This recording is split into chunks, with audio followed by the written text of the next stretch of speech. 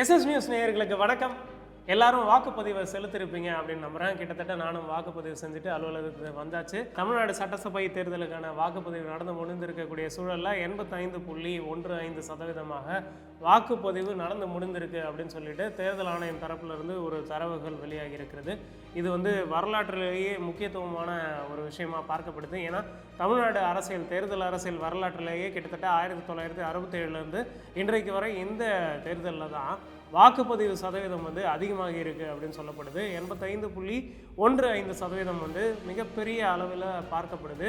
எல்லாருமே இதுக்கு முக்கியமான காரணம் என்ன அப்படின்னு சொல்லிட்டு இருக்காங்க அப்படின்னு பார்க்கும் பொழுது சோஷியல் மீடியா தான் மிகப்பெரிய தாக்கத்தை ஏற்படுத்தி இருக்குது அப்படின்னு சொல்கிறாங்க. மக்கள் எல்லாருமே பெருவாரியாக அணி திரண்டு வாக்குப்பதிவு செய்யணும் அப்படின்னு சொல்லிட்டு அவங்களுடைய ஊர்களுக்கெல்லாம் சென்று வாக்குப்பதிவை செஞ்சுருந்தாங்க அப்படின்னு எல்லாருமே பேசிக்கிட்டு இருக்காங்க.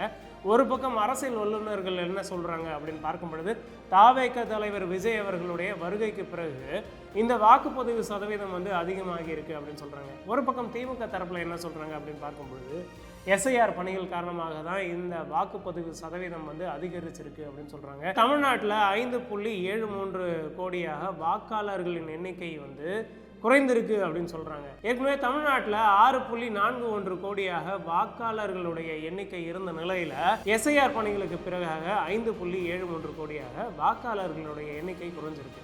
இதன் காரணமாக தான் தமிழ்நாட்டில் கிட்டத்தட்ட 85.15% வாக்குப்பதிவு நடந்திருக்கு அப்படின்னு சொல்லிட்டு திமுக தரப்புலையும் அவங்களுடைய கூட்டணி கட்சிகள் தரப்புலையும் ஒரு காரணம் முன்வைக்கப்படுகிறது. சமூக வலைதளங்களில் என்ன சொல்கிறாங்க மக்கள் அப்படின்னு பார்க்கும்பொழுது விஜயோடைய வருகைக்கு பிறகாக யங்ஸ்டர்ஸ் மத்தியில் மிகப்பெரிய எழுச்சி ஏற்பட்டிருக்கு, அதனால தான் வாக்கு சதவீதம் உயர்ந்திருக்கு அப்படின்னு சொல்லிட்டு சமூக வலைதளங்களில் பேசுபொருளாக இருக்குது. அரசியல் வல்லுநர்களும் கிட்டத்தட்ட இதே கூற்றை தான் முன்வைக்கிறாங்க. தமிழ்நாட்டில் எஸ்ஐஆருக்கு பின் வாக்காளர்களுடைய எண்ணிக்கை 2026 எவ்வளவு இருக்குது அப்படின்னு பார்க்கும் பொழுது 5,73,43,291 இருந்திருக்கிறது.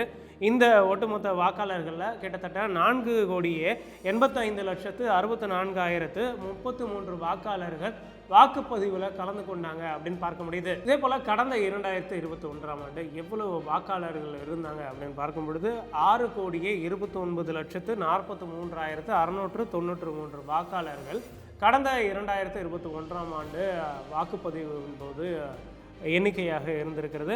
ஆனால் 4,63,44,590 பேர் வாக்குப்பதிவில் கலந்து கொண்டாங்க. இதனுடைய சதவீதம் 73.63% இருந்திருக்கிறது. கிட்டத்தட்ட கடந்த 2021 தேர்தலுக்கு பின் இந்த முறை 12% அதிகரித்து இருக்குது அப்படின்றது தான் அரசியல் வல்லுநர்கள் சொல்கிறாங்க.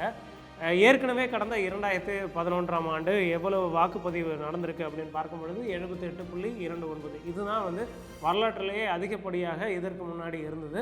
இந்த முறை 85% உயர்ந்திருக்கு அப்படின்றது தான் பார்க்க முடியுது.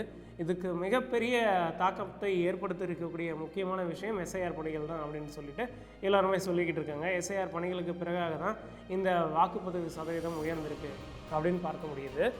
மேலும் கடந்த 1967 அந்த ஆண்டு காலகட்டத்தில் 76.57% வாக்குப்பதிவு நடந்திருக்கிறது. இதுக்கு முன்னாடி இதுதான் மிக முக்கியமான இடத்தை பிடிச்ச ஒரு தேர்தலாக பார்க்க முடிகிறது. அண்ணா அவர்கள் பங்கு பெற்ற மிகப்பெரிய ஒரு வரலாற்று சிறப்பு மிக்க ஒரு தேர்தலாக அந்த காலகட்டத்தில் இருந்தது. தமிழ்நாடு தேர்தல் அரசியல் வரலாற்றிலேயே 1967க்கு பிறகாக 2011 இருந்திருக்கிறது.